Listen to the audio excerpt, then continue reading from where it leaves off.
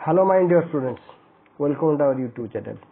प्रिय छात्र छात्री मान, आज आम अष्टम श्रेणी गोटे साहित्य विषय पढ़ा जाऊे।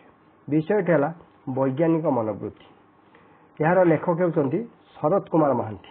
शरत कुमार महांती 1938 मसीहा जन्म, 2006 मृत्यु। जन्मस्थान जरीपड़ा, कटक। जड़े चिंताशील प्राबंधिक भाव से सुपरिचित। गणित शास्त्र अध्यापक भाव कर्मजीवन आरंभ करती। से धर्म, दर्शन, साहित्य, मनस्तत्व, इतिहास, संस्कृति विज्ञान इत्यादि बहुविध क्षेत्र में प्रबंध, समालोचना ग्रंथ रचना कर। आकाशर आह्वान, सक्रेटिस और प्लेटो, अस्तित्ववादर मर्मकथा, विज्ञान दृष्टि, संस्कृति और अपसंस्कृति, गांधी मनीष प्रभृति तांको रचित केतोटी पुस्तक। ताले पिला माने आज आमे तांकर एई वैज्ञानिक मनोवृत्ति विषयटी पढ़िबा। बहुत गुरुत्वपूर्ण विषयटी तम पई एटा वैज्ञानिक मनोवृत्ति। वैज्ञानिक मनोवृत्ति प्रबंधटी लेखकंक रचित विज्ञान दृष्टि पुस्तक संगृहीत होईछि। एई प्रबंध रे विज्ञान मनस्कता माने आमर प्रति क्षेत्र में वैज्ञानिक दृष्टिकोण को से एटी आलोकपात करछन्ति।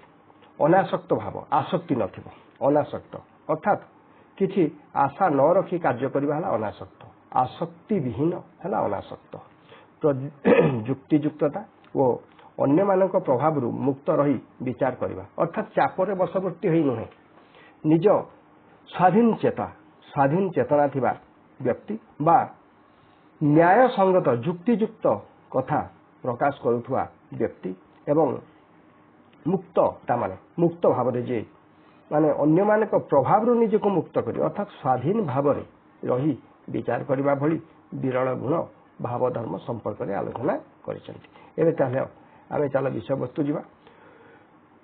कौनसी कथा विचार कला बेले कौन हेले भल भंता बा निज को आनंद मिलता, यही प्रकार इच्छा को दमन करी अनासक्त भावे केवल युक्तियुक्त कारण सहित विचार करबा वैज्ञानिक मनोवृत्तिर परिचय दिए। वैज्ञानिक मनोवृत्ति संबंध में प्रथमरु एहीपरि धारणा हेबा द्वारा अनेक यार गुरुत्व अनुभव न करिबा संभव।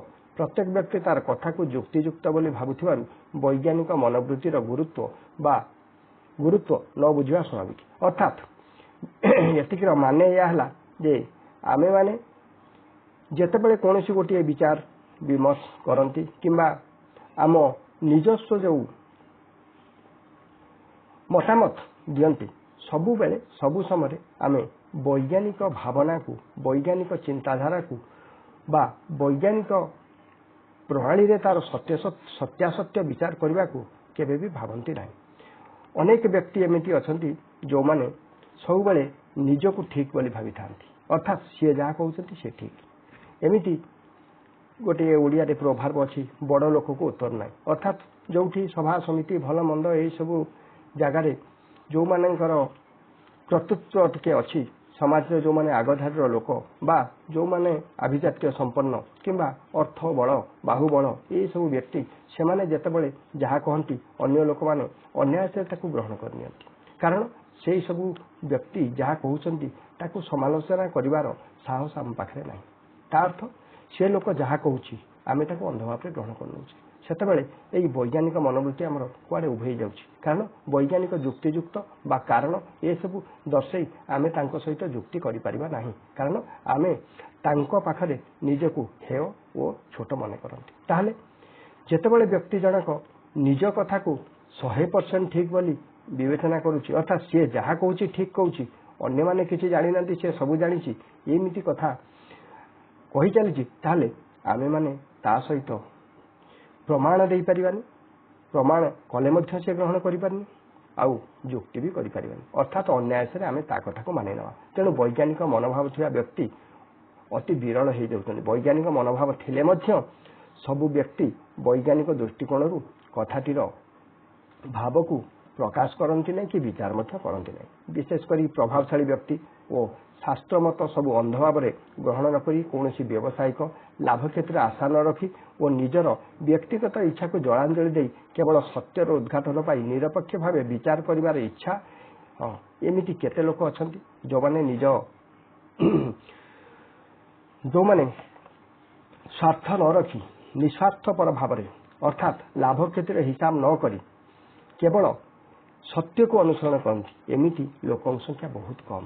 तेणु आम जड़े विज्ञान शिक्षक कथा जो चिंता करवा क्लास रे पढ़ाइला बेले से लोक माने छात्र मान को जिते से बुझाऊे से से कौन करती ना प्रति जिनस को बा विज्ञान विषय विशेष करी कहीं से विज्ञान शिक्षक से विज्ञान शिक्षक होइतिबारु क्लास रे जतले पढ़ांती सेतले छात्र माने किपरि बुझिबे छात्र मानकर ये वैज्ञानिक चिंताधारा किपरि विकास हबो छात्र माने किपरि सत्यासत्य माने प्रत्येक जिनस जो सब वैज्ञानिक कारण सब रही से कारण किपरि सठिक बुझिबे शिक्षक यथासंभव चेष्टा करती किंतु धीर स्थिर भाव में भावी चिंती भी से कहती जो पिला बुझी न पारा ताकू पुनर्बार बुझे दिंती छात्रटीए जदि प्रश्न पचारा तेज विरक्ति न हो तार प्रश्नर उत्तर दिंती आ छात्र छात्री मान उत्साहित करती जे तुम मैंने जोटा बुझी न पार्छ पचार किंतु से व्यक्ति जितेबाला निज परिवार रे बा क्लास बाहर को चली जाती परिवार कथा हो व्यवसायगत हो बा तंकर व्यक्तिगत संपर्क जितेबाला आलोचना करती सेतेबाला से वैज्ञानिक चिंताधारा जोटा से क्लास रे बुझाऊले पढ़ाऊले पिला मानकु वैज्ञानिक मनोवृत्ति रे सब जिनस वैज्ञानिक दृष्टिकोण देखापी कहते ए सी निजक भूली जाती से जड़े विज्ञान शिक्षक से शिक्षक धैर्य सहित क्लास रे शुणुले किंतु वास्तव क्षेत्र में पारिवारिक क्षेत्र हो कि सामाजिक क्षेत्र में से छोटिया छोटिया कथार अधैर्य हो जाती अन्य मानकु उच्च स्वर रे तुम्हें सब किसी जान मु जहाँ कहूँ शुण एमती किसी कथा प्रयोग कर संपूर्ण वैज्ञानिक मनोवृत्तिर विपरीत धर्म अटे ताहले क्लास रे शिक्षक धैर्य सहित भावी चिंती कथबार्ता करती जुक्ति द्वारा पिला मानकु बुझाती वैज्ञानिक मनोवृत्तिर मनोभावर संपूर्ण पराकाष्ठा देखाती किंतु वर्तमान से धीरे स्थिर भाव में जो जुक्ति सब शुणुले स्कूल रे विद्यालय रे सेतेबाला बाहर को टिके चलीगले विद्यालय को सी आउ शुणा प्रस्तुत हुए ना धर्म बा राजनीति संपर्क में व्यक्तिगत मत उपर सन्देह प्रकाश कले ये विषय जुक्ति कले से विरक्त हुंती रागंती ताहले कौन सी उपारे निजर मतामत को ठीक बोली प्रमाण करने को शत चेष्टा करती एथुरु कौन जना पड़ा ना विज्ञान को वैज्ञानिक दृष्टिकोण विचार कले धर्म बा राजनीति संपर्क में संपूर्ण अवैज्ञानिक कारण जो व्यक्ति विज्ञान पढ़ेला बेले बा पिला मानक बुझेला बेले वैज्ञानिक मनोवृत्तिर परिचय दियंती सेही व्यक्ति जनक अन्य क्षेत्र में संपूर्ण अवैज्ञानिक मनोवृत्तिर परिचय देउछंती एथिरु स्पष्ट अनुमेय जे आमे जो जिनस पुस्तक रे पढ़ुचु बा वैज्ञानिक दृष्टिकोण जेते सब विषय को आमे जानिचु से सब कार्य रे लगौना वास्तव आम जीवन क्षेत्र में बा वास्तव क्षेत्र में आमे विज्ञान ठारू दूरी जाऊ एवं घर भितर परिवार रे आमे जेतेबेले कोनोसी गोटे कथा को विचार करूँ बा कोनोसी कथा आमको गुरु गुरुजन कहती आमे जदि वैज्ञानिक मन पोषण करी सेगुड़िकर प्रमाण खोजा ताले से माने निश्चय आम उपर विरक्त हेबे जेमिति कि आमे घरु बाहरिले बिलेईटे जदि देखीदेले किंबा रास्ता उपर जाऊ जाऊ बिलेईटे क्रॉस करिगला किंबा अन्य एमिति कोनोसी व्यक्ति विशेष भी अछंती ये आमे कहती सकाळु उठिके ता मुह चाहिए जस नाई बा घरे बहुत गुड़े नियम रही यही सब बार पूजा पर्वण भल मंद उपास बार आम आमिष खाइबा ना बा शोइबा नीति नियम जो सब से नीति नियम आम जब प्रति कथार वैज्ञानिक दृष्टिकोण तार परीक्षा निरीक्षा करने को चेष्टा करवा बा सेगुड़िक प्रमाण खोजा ताले निरर्थक हेब अजथा आम सब बेले निंदित हेबा परिवार गुरुजन मान ठारू गाली खाइबा तेणु आम वैज्ञानिक मन पोषण करी से सब कार्य करिपारिबानी आ प्रति कथार जुक्ति प्रमाण ये सब खोजिले पाइबानी आमको से सब जुक्तियुक्त प्रमाण कहीं दे पारिबो नाही अर्थात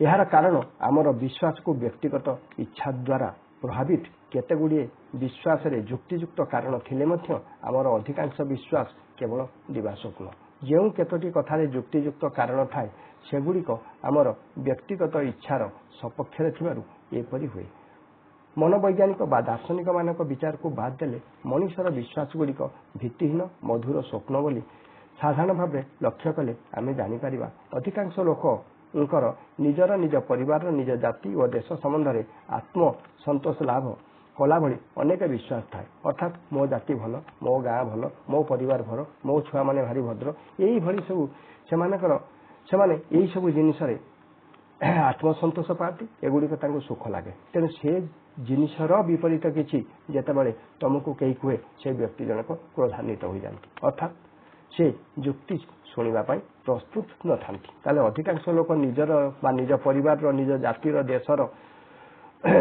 ଗର୍ବ କଥା ଶୁଣିଲେ ବା ଟିକେ ପ୍ରଶଂସା ଶୁଣିଲେ ସେମାନେ ଆନନ୍ଦିତ ହୁଅନ୍ତି। ତାହେଲେ ସେଇ ଲୋକମାନେ ନିନ୍ଦା ଶୁଣିବାକୁ ଜମା କେବେ ପ୍ରସ୍ତୁତ ହୁଅନ୍ତି ନାହିଁ।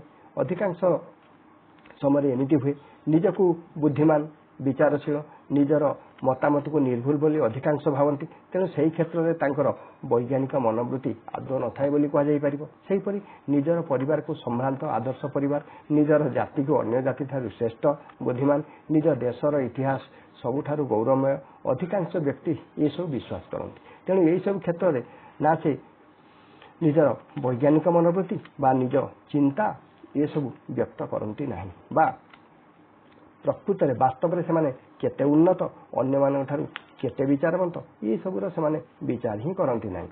ତାହେଲେ ନିଜେ ପ୍ରକୃତରେ ଯାହା ନିଜ ସମ୍ବନ୍ଧରେ ତାଠାରୁ ଅତି ଉଚ୍ଚ ଧାରଣା ମନୁଷ୍ୟର ଥାଏ। ଇଏ ଆମର ରକ୍ତଗତ କହିବାକୁ ଗଲେ ଆମ ସମସ୍ତଙ୍କ ପାଖରେ ଏମିତି ରହିଛି। ଗୋଟିଏ ନିର୍ବାଚନରେ ପ୍ରତ୍ୟେକ ଦଳ ପ୍ରଚାର କଲାବେଳେ ନିଜେ ନିଜେ ଜୟଲାଭ କରିବେ, ନିଜେ ତାଙ୍କ ଦଳ ସବୁଠାରୁ ଭଲ, ସେମାନେ ଲୋକମାନଙ୍କ ହିତରେ ଅଧିକ କାର୍ଯ୍ୟ କରିବେ, ଏସବୁ ବହୁତ କଥା ସେମାନେ କୁହନ୍ତି।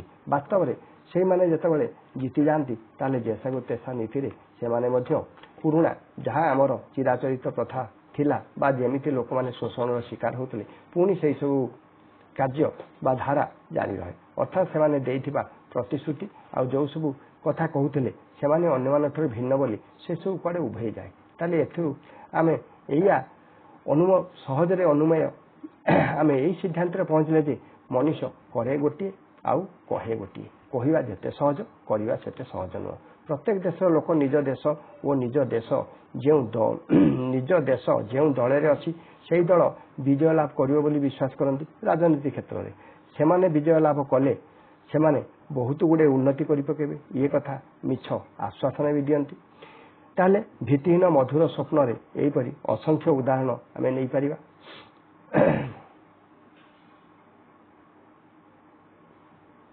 ତାହେଲେ ଏମିତି ଅସଂଖ୍ୟ ଉଦାହରଣ ଆମେ ନେଇପାରିବା। ସତ୍ୟର ଆବିଷ୍କାର ସମୟ ସମୟରେ ଆମର ମଧୁର ସ୍ୱପ୍ନର ବାଧା ସୃଷ୍ଟି କରେ। ଅର୍ଥାତ୍ ଆମେ ଯେଉଁଟା ଭାବୁଥିଲେ, ଯାହା ହେଇଯିବ, ଯାହା ଆମେ କରି ପକାଇବା ଭାବୁଥିଲେ, ଯେତେବେଳେ ବାସ୍ତବରେ ଆମେ ସେଇ ସମୟରେ ଉପନୀତ ହୁଅନ୍ତି, ବାସ୍ତବରେ କହିବା ଠାରୁ କାର୍ଯ୍ୟ କରି ଦେଖାଇବା କେତେ କଷ୍ଟକର। ଆମେ ଯେଉଁ ଦିବା ସ୍ୱପ୍ନ ଦେଖୁଥିଲେ ସେଗୁଡ଼ିକ ବାସ୍ତବ ଠାରୁ କେତେ ଦୂରରେ, ଏହା ଆମକୁ ଅନୁମେୟ ହୁଏ ବା ଜଣାପଡ଼େ। ତେଣୁ ଆମେ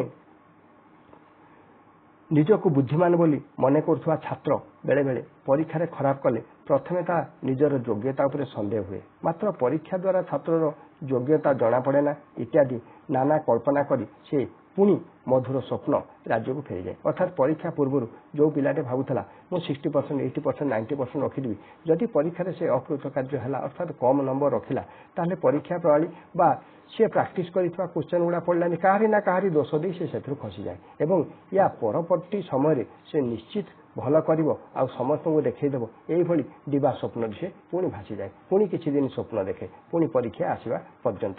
ତାହେଲେ ନିଜକୁ ଅତି ପ୍ରତିଭାବାନ ଯିଏ ମନେ କରୁଥିଲା, ଯେତେବେଳେ ପରୀକ୍ଷା ଆସିଗଲା, ପରୀକ୍ଷାରେ ଭଲ ନମ୍ବର ନ ରଖିବାର ପ୍ରମାଣ ମିଳିଲା, ସେତେବେଳେ ସେ ନିଜ ଦୋଷ ଦୁର୍ବଳତାକୁ ଘୋଡ଼େଇ ପକାଏ। ତାହେଲେ ପୁଣି ସ୍ୱପ୍ନ ଦେଖିବା ଆରମ୍ଭ କରେ। ତାହେଲେ ଆମେ ଏଇଆ ଜାଣିବା ଯେ ବ୍ୟକ୍ତି ପରୀକ୍ଷା ଦ୍ୱାରା ଛାତ୍ରର ଯୋଗ୍ୟତା ଜଣାପଡ଼େ ନା ଇତ୍ୟାଦି ନାନା କଳ୍ପନା କରି ସେ ପୁନର୍ବାର ମଧୁର ସ୍ୱପ୍ନ ରାଜ୍ୟକୁ ଫେରିଯାଏ। ନିଜକୁ ଜଣେ ଅତି ପ୍ରତିଭାବାନ କବି ମନେ କରୁଥିବା ବ୍ୟକ୍ତିଙ୍କର କବିତାର ଆଦର ନହେଲେ ସେ ନିଜ କବିତାର ଦୋଷ ଥାଇପାରେ ବୋଲି ନ ଭାବି ଲୋକମାନେ ତାଙ୍କ କବିତା ବୁଝିବାକୁ ଅକ୍ଷମ ବୋଲି ବିଚାର କରେ। ଜଣେ କବି ବହୁତ ଭଲ କବିତା ଲେଖୁଛନ୍ତି ବୋଲି ନିଜେ ଭାବନ୍ତି, ତାଙ୍କ କବିତା ନିଶ୍ଚୟ ଆଦୃତି ଲାଭ କରିବ, ସମସ୍ତେ ନିଶ୍ଚୟ ତାଙ୍କ କବିତା ପଢ଼ିବେ। କିନ୍ତୁ ବାସ୍ତବରେ ଯଦି କିଛି ମାନେ ତାଙ୍କ କବିତାକୁ ଅଧିକ ଲୋକ ପଢ଼ିଲେନି, ତାହେଲେ ସେ এই ଲୋକମାନଙ୍କର ମୂର୍ଖତା ବା ଲୋକମାନେ ତାଙ୍କ କବିତା ବୁଝିପାରୁନାହାନ୍ତି, ଅର୍ଥାତ୍ ସେ ବହୁତ ଭଲ ଭାଷାରେ ଲେଖୁଛନ୍ତି, ଲୋକମାନଙ୍କ ପାଇଁ ବୋଧଗମ୍ୟ ହେଉନାହିଁ। बा लोक मैंने से ज्ञानी नुह बा लोक मैंने साहित्य को आदर करूना ये अनेक किसी बाहाना दे से खसती केवे से निज दोष दुर्बलता को जमीती कि आम कहते कहीदे थाए पर को कहीदेवा सहज किंतु निज क्षेत्र में जो से प्रयोग करती वास्तव में प्रयोग कर पारती अन्य आखि को आमर आंगुलीटा उठी जाए निज आखि अर्थात आम जितेबाला अन्य कहार पिलाटे रास्तार किसी गोटे बदमाश करुच्ची कि कौन गोटे चगला होची कि भल पाठ पढ़ुना कि एमती सेमती आम ताकू खूब समालोचना करती निज पिलाटी जितेबाला से भाई किसी गोटे करुए ताहले ये तार पिलामी चगलामी आज से करदे कि एमती से केवे करे ना एमती अनेक बाहाना दे आम फसी जाती अर्थात वास्तवता को आम समस्ते ग्रहण करने को नाराज ताहले एटी कवि कथा से कवि वास्तवटा को बा तांको कवितार सारमर्म केते रही कविता भल नुहे बोली से केवे भी स्वीकार करती नहीं ताले कवि परी केवल अत्यधिक कल्पना विलासी आम आखिरे पड़ी था मनुष्य मधुर कल्पना मजी थिबार लक्ष्य करी ब्राटांड रसेल ड्रीम्स एंड फैक्ट्स प्रबंध लिखिं जे वस्तुत्व मनुष्य स्वप्नावस्था थाए बाह्य जगत में कौन अप्रत्याशित घटन केबे केबे मुहूर्तक तार निद्रा भंग हो जाए मात्र अति शीघ्र से कल्पनार मधुर निद्रा राज्य को फेरी जाए माने या आम दीर्घ दिन गोटे कथा को भावुवा वास्तव में से समय आसीगला से जिनस आम करी देखी पारे आम से जो दिवा स्वप्न देखुले क्षणिक आम उपरे तार प्रभाव पड़े जे निजको मने हुए जे अन्य मान अयोग्य बोली किंतु वास्तव में यही समय बेसी दिन रहे छुआटी दुष्ट होता है जितेबाला किसी 2-4 चटकनी माड़ पड़गला बापा माँ विरक्त हेले 2-4 दिन सी कौन करे से सब बदमाशी छाड़ी दिए फाजलामी छाड़ी दिए मु भल मनीष हेबी भल बाट आसबि एमती अनेक कथा मन टे चिंता आसे अनेक भावना भी आसे किंतु आस्ते आस्ते सी भावना सब दूरे जाए जैसा को तैसा पुणी सेमती निज कार्य व्यस्त रहे ठीक सेमती आमर बाह्य जगतर कौन अप्रत्याशित घटना माने हठात किसी गोटे दुर्घटना भाया जिन आसीगले आम टे भीतस्त हो पड़ती अर्थात मुहूर्तक आम आमर निद्रा भंग हुए आम वास्तवटा को टे बुझंती रियलाइज करती जहाँ को आम कहवा किंतु परे खूब शीघ्र आम पुणी से पूर्व दिवा स्वप्न राज्य अर्थात दिवा स्वप्न माने दिन में स्वप्न देखा जोटा वास्तव ठारू बहुत दूर से ही स्वप्न को जहाँ आम कर किंतु स्वप्न आम भावी चलवा यह दिवा स्वप्न कहते ताले एठी मनुष्य मधुर कल्पना मजी थिबा लक्ष्य करी जड़े लक्ष्य करी Bertrand Russell Bertrand Russell dreams and facts प्रबंध लिखिं ये बार्ट्रांड रसेल होते जड़े राइटर से लिखिं ड्रीम्स एंड फैक्ट ड्रीम्स माने स्वप्न फैक्ट माने कथा घटना आधारित तेणु आम सबू स्वप्न तो साकार करें किंतु स्वप्न देखिबारे लगाम लगे स्वप्न तो आम अनेक देखिपर किंतु अनेक वैज्ञानिक स्वप्न देखती कवि स्वप्न देखे जड़े छात्र भी स्वप्न देखे मु भी 90% रखी ऐसा करी तैसा करी आमर अब्दुल कलाम निजे कहते स्वप्न देख स्वप्न देखा भूल नुह आ स्वप्न देखा भी उचित बड़ बड़ स्वप्न आम मन में आसिले आम बड़ हवा चिंता करवा चेष्टा करवा किंतु सी कहते केवल स्वप्न देखिले हेनी स्वप्न को साकार करने कार्य करने आवश्यक अर्थात भल उच्च हाँवाई स्वप्न देख आ स्वप्न को साकार करने कार्य कर कि आम विपरीत धर्मी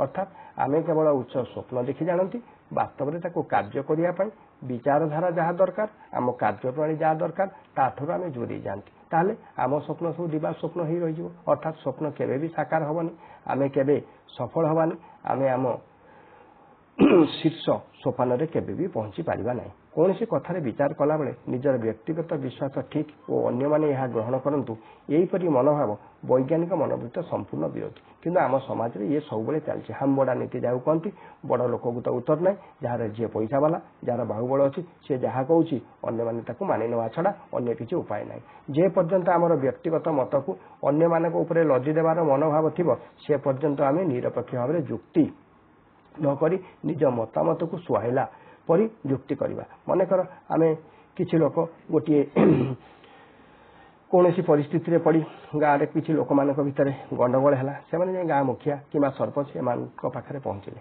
ତାହେଲେ ସରପଞ୍ଚ ପ୍ରକୃତରେ ସିଏ ଯେଉଁ ନିଷ୍ପତ୍ତି ନେବେ ସମସ୍ତେ ତ ମାନିବାକୁ ବାଧ୍ୟ, ଯେହେତୁ ତାଙ୍କ ପାଖରେ ପାୱାର ଅଛି। କିନ୍ତୁ ସରପଞ୍ଚ ଜଣକ କେଉଁ ଦଳ ତାଙ୍କ ସପକ୍ଷରେ, କେଉଁ ଦଳ ତାଙ୍କ ବିପକ୍ଷରେ, ତେଣୁ ସିଏ ଯେଉଁ ଦଳର ସରପଞ୍ଚ ଯେଉଁ ଦଳର ସେଇ ଦଳର ଲୋକଙ୍କୁ ସୁହାଇଲା ଭଳିଆ ନିଶ୍ଚୟ ସେ କାର୍ଯ୍ୟ କରିବେ। କିମ୍ବା ତାଙ୍କର ଯଦି ପାରିବାରଗତ ବ୍ୟକ୍ତିଗତ ଏମିତି ସମ୍ପର୍କ ଥିବ, ତାହେଲେ ଲୋକଟାକୁ ବଞ୍ଚାଇବା ପାଇଁ ଯାଇ ସେ ଅନେକ କାମ କରିବେ। ଶେଷ ଅସ୍ତ୍ରଟି ହେଉଛି ଅର୍ଥ। ଶେଷରେ ମନେକର ତାଙ୍କର ପାରିବାରିକ ସମ୍ପର୍କ କିଛି ନାହିଁ କିମ୍ବା ସେ ତାଙ୍କ ଦଳର ସେମିତି ଟାଣୁଆ କର୍ମୀ ନୁହେଁ, ତାହେଲେ ଶେଷ ଅସ୍ତ୍ର ହେଉଛି ଅର୍ଥ।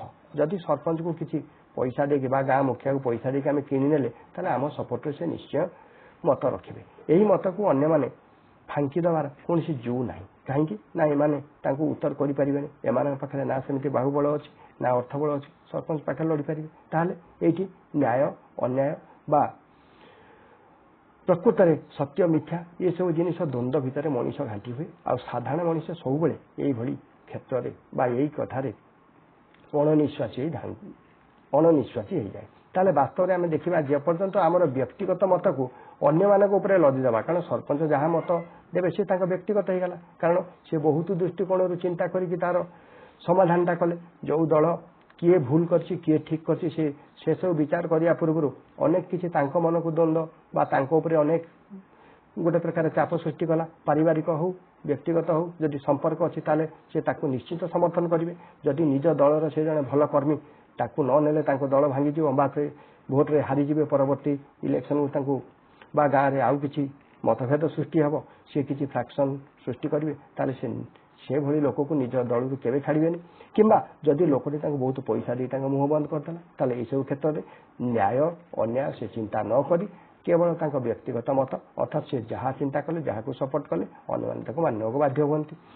ଏଇଭଳି ସାଧାରଣ ଲୋକଟିଏ କ୍ଷେତ୍ରରେ ଏଇଭଳି ଅନ୍ୟାୟର ଶିକାର ହେବାକୁ ପଡ଼େ। ତାହେଲେ ଏବେ ଆମେ ଆଗକୁ ବଢ଼ିବା। ଯେ ପର୍ଯ୍ୟନ୍ତ ଆମର ବ୍ୟକ୍ତିଗତ ମତକୁ ଅନ୍ୟମାନଙ୍କ ଉପରେ ଲଦି ଦେବାର ମନୋଭାବ ଥିବ, ସେ ପର୍ଯ୍ୟନ୍ତ ଆମେ ନିରପେକ୍ଷ ଭାବେ ଯୁକ୍ତି ନ କରି ନିଜ ମତକୁ ସୁହାଇଲା ପରି ଯୁକ୍ତି କରିବା।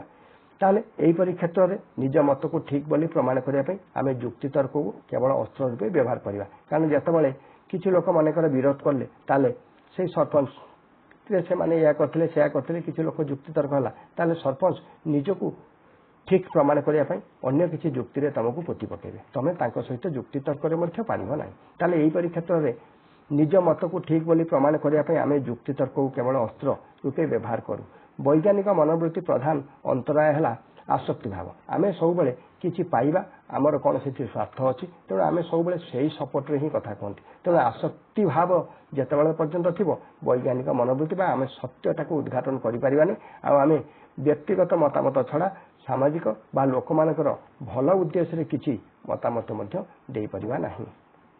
ତାହେଲେ ଆସକ୍ତି ଭାବକୁ ତ୍ୟାଗ କଲେ, ଅନାସକ୍ତ ହେଲେ ହିଁ ଜଣେ ସତ୍ ମାର୍ଗରେ ଚାଲିପାରିବ ଆଉ ଯୁକ୍ତିଯୁକ୍ତ କଥା କହିପାରିବ। ଆଉ ନିଜକୁ ସତ୍ ବୋଲି ପ୍ରମାଣ କରିବା ପାଇଁ ତାକୁ ଯୁକ୍ତି କରିବାକୁ ପଡ଼ିବ ନାହିଁ, କାରଣ ସେ ତ ଯାହା କହୁଛି ସେଇଟା ହିଁ ସତ୍ ବୋଲି ପ୍ରମାଣ କରିପାରିବ। ତେଣୁ ଆଉ ଯୁକ୍ତିର ଆବଶ୍ୟକ ପଡ଼ିବ ନାହିଁ।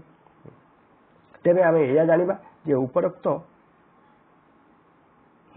ତାହେଲେ ବାସ୍ତବ କଥାଟା ଏହିପରି ଯେ ଏହିପରି କ୍ଷେତ୍ରରେ ଯେତେବେଳେ ପର୍ଯ୍ୟନ୍ତ ନିଜ ମତକୁ ପ୍ରମାଣ କରିବା ପାଇଁ ଯୁକ୍ତିତର୍କକୁ ଆମେ ଅସ୍ତ୍ର ରୂପେ ବିବେଚନା କରୁଥିବା, ସେତେବେଳେ ଆମେ ସତ୍ୟର ପନ୍ଥା ଅବଲମ୍ବନ କରିପାରିବା ନାହିଁ। ଏହିପରି କ୍ଷେତ୍ରରେ ନିଜ ମତକୁ ଠିକ୍ ବୋଲି ପ୍ରମାଣ କରିବା ପାଇଁ ଯୁକ୍ତିତର୍କକୁ କେବଳ ମାଧ୍ୟମ ବୋଲି ବିବେଚନା କରିବା। ବୈଜ୍ଞାନିକ ମନୋବୃତ୍ତିର ପ୍ରଧାନ ଅନ୍ତରାୟ ହେଲା ଆସକ୍ତି ଭାବ।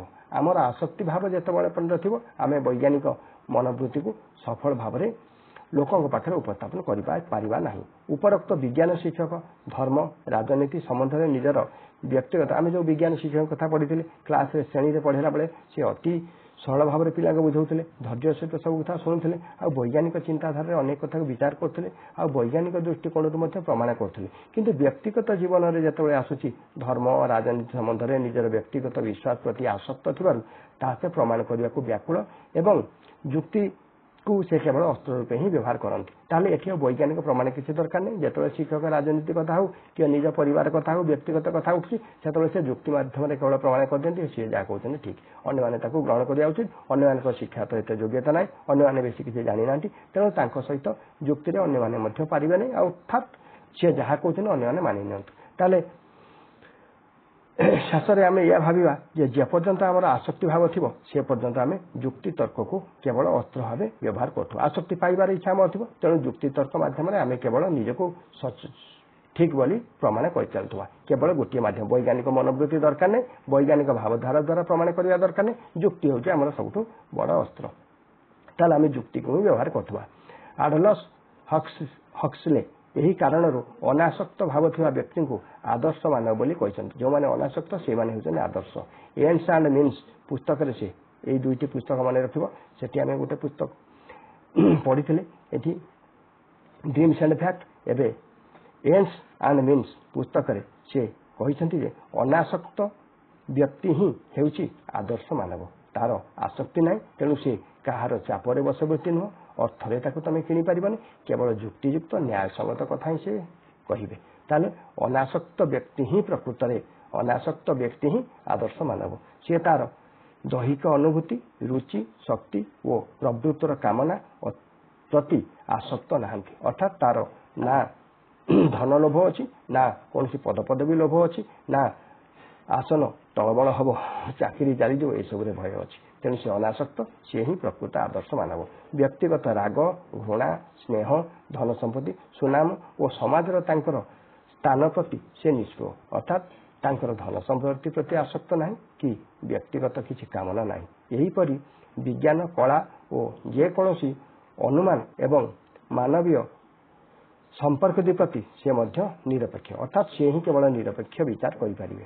ଏହି ନିରପେକ୍ଷ ବୈଜ୍ଞାନିକ ମନୋବୃତ୍ତି ପାଇଁ ସର୍ବପ୍ରଥମେ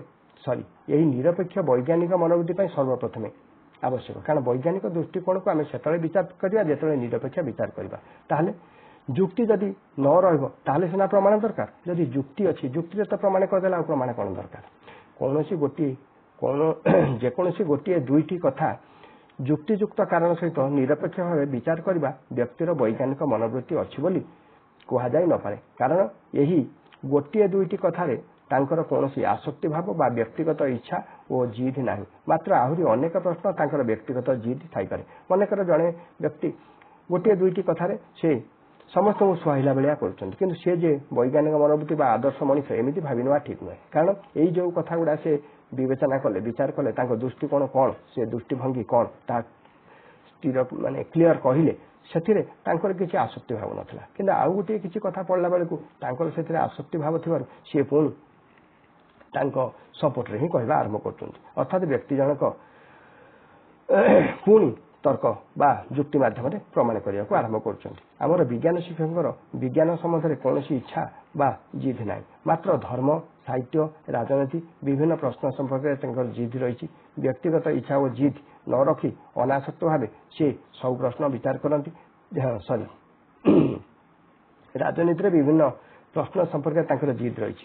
ବ୍ୟକ୍ତିଗତ ଇଚ୍ଛା ଓ ଜିଦ୍ ନ ରଖି ଅନାସକ୍ତ ଭାବେ ଯେ ସବୁ ପ୍ରଶ୍ନର ବିଚାର କରନ୍ତି ତାଙ୍କରି କେବଳ ବୈଜ୍ଞାନିକ ମନୋବୃତ୍ତି ଅଛି ବୋଲି କୁହାଯାଇପାରେ। ତା ମାନେ ହେଉଛି ଏଇଆ ଯେ ଯେଉଁ ଲୋକ ଆସକ୍ତ ଭାବ ନ ରହି ଅନାସକ୍ତ ଭାବରେ ସବୁ ପ୍ରଶ୍ନକୁ ବିଚାର କରନ୍ତି, ଗୋଟିଏ ଦୁଇଟି ନୁହଁ, ବା ଏ ପ୍ରଶ୍ନ ବେଳେ ଏଇଆ ଉତ୍ତର ରଖିଲା, ଆଉ ଗୋଟେ ପ୍ରଶ୍ନ ବେଳକୁ ସେ ଯୁକ୍ତି ଦ୍ୱାରା ପୁଣି ବା ଅନ୍ୟ ଗୋଟିଏ ପ୍ରକାର କହୁଛି, ସେମିତି ହେଲେ ସେ ବୈଜ୍ଞାନିକ ମନୋବୃତ୍ତି ପୋଷଣ କରୁଥିବା ବ୍ୟକ୍ତି ବୋଲି କୁହାଯାଇପାରିବ ନାହିଁ। ବୈଜ୍ଞାନିକ ମନୋଭାବ ସମ୍ପନ୍ନ ବ୍ୟକ୍ତିଙ୍କ ମତାମତ ବା କୌଣସି ପ୍ରଶ୍ନର ସିଦ୍ଧାନ୍ତ ଯେ ସବୁବେଳେ ସତ୍ୟ ଏହିପରି ଆଦୌ ନୁହେଁ। ତାହେଲେ ବୈଜ୍ଞାନିକ ମନୋଭାବ ସମ୍ପନ୍ନ ବ୍ୟକ୍ତି ଯାହା ମତାମତ ଦେଉଛନ୍ତି, ଯେଉଁ ପ୍ରଶ୍ନର ସେ ସିଦ୍ଧାନ୍ତ ଉତ୍ତର ଦେଉଛନ୍ତି, ସେ ସବୁବେଳେ ସତ୍ୟ ଏମିତି ଭାବିବା ଉଚିତ ନୁହେଁ। କାହିଁକି? ଏଥିପାଇଁ ବୈଜ୍ଞାନିକ ମନୋବୃତ୍ତିର ମହତ୍ଵ। ବୈଜ୍ଞାନିକ ଭାବପନ୍ନ ବ୍ୟକ୍ତି ତାଙ୍କର ମତାମତ ଓ ସିଦ୍ଧାନ୍ତକୁ ନିଶ୍ଚିତ ଭାବରେ ସତ୍ୟ ବୋଲି କେବେ ଭାବିବେନି। ତାଙ୍କର ଯୁକ୍ତିରେ କୌଣସି ଭୁଲ ଦର୍ଶାଇଲେ ଏବଂ ତାଙ୍କ ଯୁକ୍ତିଠାରୁ ବଳିଷ୍ଠ ଯୁକ୍ତି ଦେଖାଇ କେହି ଅନ୍ୟ ଏକ ସିଦ୍ଧାନ୍ତରେ ପହଞ୍ଚିଗଲେ ସେ ତାକୁ ସହଜରେ ଗ୍ରହଣ କରି ନେବେ, କାରଣ ତାଙ୍କର କୌଣସି ମତ ପ୍ରତି ଆସକ୍ତି ଭାବ ନାହିଁ। ଦୁଇ ଜଣ ଭୂତତ୍ତ୍ୱବିତ୍ଙ୍କୁ ଯଦି କୌଣସି ଖଣି ଅଞ୍ଚଳରେ କେତେ ଖଣ୍ଡ ଶିଳା ଦିଆଯାଏ, ଏଗୁଡ଼ିକ ଉପାଦାନ ସମ୍ବନ୍ଧରେ ତାଙ୍କ ମତାମତ ପଚରାଯାଏ, ତେବେ ଭୂତତ୍ତ୍ୱବିତ୍ ଦୁହେଁ ଭିନ୍ନ ଭିନ୍ନ ଉତ୍ତର ଦେବା ସମ୍ଭବ। ଶିଳାଖଣ୍ଡଗୁଡ଼ିକୁ ବିଜ୍ଞାନାଗାରରେ ସାବଧାନ ଭାବରେ ପରୀକ୍ଷା କଲେ ହୁଏତ ଜଣାପଡ଼ିବ ଯେ ଦୁହିଁଙ୍କ ମଧ୍ୟରୁ ଜଣେ ଅନେକାଂଶରେ ଠିକ୍, ଅନ୍ୟ ଜଣେ ଅଧିକ ଭୁଲ ମତ ଦେଇଛନ୍ତି। କିନ୍ତୁ ଶିଳାର ଉପାଦାନ ଅନୁମାନ କରିବା ଦ୍ୱିତୀୟ ଜଣଙ୍କର କୌଣସି ବ୍ୟକ୍ତିଗତ ଇଚ୍ଛା ନଥିଲା ବୋଲି କୁହାଯାଇ ପାରିବନି। ତେଣୁ ସେ ବିଜ୍ଞାନାଗାରରେ ରିପୋର୍ଟକୁ ସହଜ ଭାବରେ ଗ୍ରହଣ କଲେ। ମାତ୍ର ଶିଳାର ପରୀକ୍ଷା କ୍ଷେତ୍ରରେ ଯାହା ସତ୍ୟ। ତାହେଲେ ଦେଖ, ବୈଜ୍ଞାନିକ ମତ ପୋଷଣ କରୁଥିବା ବ୍ୟକ୍ତିମାନଙ୍କୁ ଯଦି କୌଣସି ଗୋଟିଏ ଯେମିତିକି ଶିଳାଖଣ୍ଡ ଦିଆହେଲା ପରୀକ୍ଷା ନିରୀକ୍ଷା କରିବାକୁ କୁହାଯାଏ, ତାହେଲେ ସେଥିରେ ସେ ବ୍ୟକ୍ତିଗତ ମତ କେବେ ବି ପୋଷଣ କରନ୍ତି ନାହିଁ। କାରଣ ଏଠି ବ୍ୟକ୍ତିଗତ ମତକୁ କେହି ଗ୍ରହଣ କରିବେ ନାହିଁ। ତେଣୁ ସେ ବିଜ୍ଞାନାଗାରରେ ଶିଳା ଦୁଇଟିକୁ ବା ଶିଳାଖଣ୍ଡକୁ ଭଲ ଭାବରେ ପରୀକ୍ଷା କରିବେ। ପରୀକ୍ଷା କରିସାରିଲା ପରେ ଯାହା ବାସ୍ତବରେ ସତ୍ୟ, ଅନ୍ୟମାନଙ୍କୁ ଯାହା ଶୋ କରିହେବ ସେ କଥା ହିଁ ସେ କହିବେ। ଯଦି ଦୁଇ ଜଣ ଭିନ୍ନ ଭିନ୍ନ ମତ ରଖନ୍ତି, ପୁନଶ୍ଚ ପରୀକ୍ଷା କଲାବେଳେ ଯେଉଁ ମତଟି ଠିକ୍ ସମସ୍ତେ ତାକୁ ଗ୍ରହଣ କରିବେ। ତାହେଲେ ବିଜ୍ଞାନ ଯୁକ୍ତିଯୁକ୍ତ କଥା ଉଠେ ନାହିଁ, ବିଜ୍ଞାନରେ ଉଠେ ପରୀକ୍ଷା ନିରୀକ୍ଷାର କଥା। ସବୁ କ୍ଷେତ୍ରରେ ତାହା ସତ୍ୟ ନୁହେଁ, କାରଣ ସାହିତ୍ୟ ସମାଲୋଚକଙ୍କ ଉଦାହରଣ ନିଆଯାଇପାରେ। ସାହିତ୍ୟ ସମାଲୋଚକ ଓ ବିଜ୍ଞାନ ପରୀକ୍ଷା ଉଭୟ ଗୋଟିଏ ଗୋଟିଏ ଦୃଷ୍ଟିରୁ ସମାନ। ଉଭୟ କାମ ବିଶ୍ଳେଷଣ କରିବା, ମାତ୍ର ଅନେକ ସମାଲୋଚକ ତାଙ୍କର ବ୍ୟକ୍ତିଗତ ଇଚ୍ଛା ଦ୍ୱାରା ପ୍ରଭାବିତ ହେଉଥିବାରୁ ତାଙ୍କୁ ଯେଉଁ କବିଙ୍କର କବିତା ଭଲ ଲାଗେ ସେ ସେହି କବିଙ୍କ ସପକ୍ଷରେ ରହି ସମାଲୋଚନା କରନ୍ତି। ତାଙ୍କ ପ୍ରିୟ କବିଙ୍କର କବିତା ସମାଲୋଚନା କଲାବେଳେ ସେ କବିତାର ସଂଜ୍ଞା, ଉତ୍ତମ କବିତାର ଲକ୍ଷଣ କବିଙ୍କ ସପକ୍ଷରେ ଗଳା ଭଳି କହିଥାନ୍ତି। କବିଙ୍କ ସପକ୍ଷରେ ଗଲା ଭଳି କହିଥାନ୍ତି। ମୋଟ ଉପରେ ସେ ସମାଲୋଚନା କରିବା ପରିବର୍ତ୍ତେ ଓକିଲାତି କରିଥାନ୍ତି। ଏହିପରି ସମାଲୋଚନାର ବୈଜ୍ଞାନିକ ମନୋବୃତ୍ତିର ଅଭାବ ଲକ୍ଷ୍ୟ କରାଯାଏ। ତେଣୁ କେହି ବଳିଷ୍ଠ ଯୁକ୍ତି କରି କବିଙ୍କର ଦୋଷଗୁଣ ଦେଖାଇଲେ ସେ ତାକୁ ସହଜରେ ଗ୍ରହଣ ନ କରି ବରଂ ବିରୋଧ କରନ୍ତି। ତାହେଲେ ବୈଜ୍ଞାନିକ ଦୃଷ୍ଟିକୋଣ କଥା ଟିକେ ଛାଡ଼ିଦିଅ। ସେହି ବୈଜ୍ଞାନିକ ଦୃଷ୍ଟିକୋଣ ଭାବ ସମ୍ପନ୍ନ ଲୋକଟିଏ ଯେଉଁମାନଙ୍କର ବୈଜ୍ଞାନିକ ଦୃଷ୍ଟିକୋଣରେ ବହୁତ ଜ୍ଞାନ ଅଛି, ଜଣେ ବହୁତ ଜ୍ଞାନୀ, ସେ ଯେତେବେଳେ କବିତା କଥା ପଢ଼େ ତାହେଲେ ଯେଉଁ କବିଙ୍କର କବିତା ତାଙ୍କୁ ଭଲ ଲାଗିଲା ସେ ନିଶ୍ଚୟ ସେହି କବିଙ୍କ ସପୋର୍ଟରେ କହିବେ। ଏଠି ବୈଜ୍ଞାନିକ ଦୃଷ୍ଟିକୋଣରେ ବିଶେଷ କିଛି ଅବଧାରଣା କରିବାର ଆବଶ୍ୟକ ନାହିଁ। ଅନାସକ୍ତ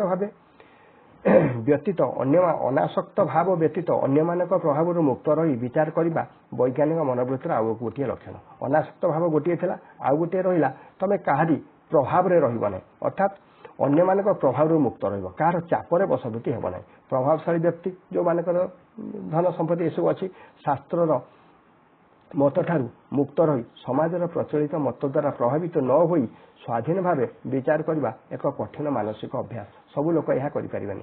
ଏହା ଅଧ୍ୟୟନ, ଗଭୀର ଚିନ୍ତା ଓ ଉପଯୁକ୍ତ ଶିକ୍ଷା ଉପରେ ନିର୍ଭର କରେ। ଅନାସକ୍ତ ଭାବ ଥିଲେ ମଧ୍ୟ ନିଜର ସିଦ୍ଧାନ୍ତକୁ ନିଶ୍ଚିତ ଭାବେ ସତ୍ୟ ବୋଲି ବୈଜ୍ଞାନିକ ମନୋଭାବାପନ୍ନ ବ୍ୟକ୍ତି କେବେ ଭାବିବେନି।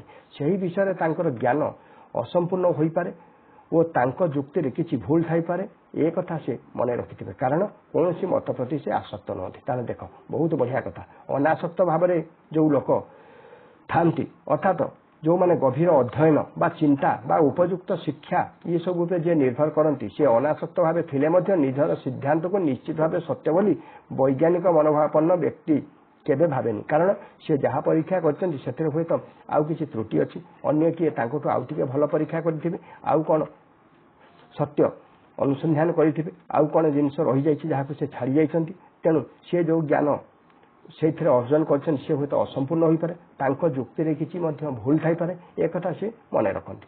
କୌଣସି କଥାରେ ଆଲୋଚନା କଲାବେଳେ ସତ୍ୟର ଉଦ୍ଘାଟନ ପାଇଁ ବୈଜ୍ଞାନିକ ମନୋବୃତ୍ତି ସର୍ବପ୍ରଥମେ ଆବଶ୍ୟକ। ତାହେଲେ ବୈଜ୍ଞାନିକ ସବୁବେଳେ ସତ୍ୟ ଉଦ୍ଘାଟନ କରିବା ପାଇଁ ଚିନ୍ତା କରନ୍ତି, ସେ ଦିଗରେ କାର୍ଯ୍ୟ କରନ୍ତି। କିନ୍ତୁ ବୈଜ୍ଞାନିକ ମନୋବୃତ୍ତି ଥିବା ବ୍ୟକ୍ତି ଯେ କୋଟିକରେ ଗୋଟିଏ ଏହା କହିବା ବାହୁଲ୍ୟ ମାତ୍ର। ନିଶ୍ଚିତ ଏହିଭଳି ବୈଜ୍ଞାନିକ ଭାବପନ୍ନ ବ୍ୟକ୍ତି କୋଟିଏରେ ଗୋଟିଏ ମିଳିବା ବି କଷ୍ଟ। ବିଜ୍ଞାନ ବୈଜ୍ଞାନିକ ମନୋବୃତ୍ତି ବିକାଶ ଦିଗରେ କିପରି ସାହାଯ୍ୟ କରିଛି ତାହା ବିଚାର କରିବାର କଥା।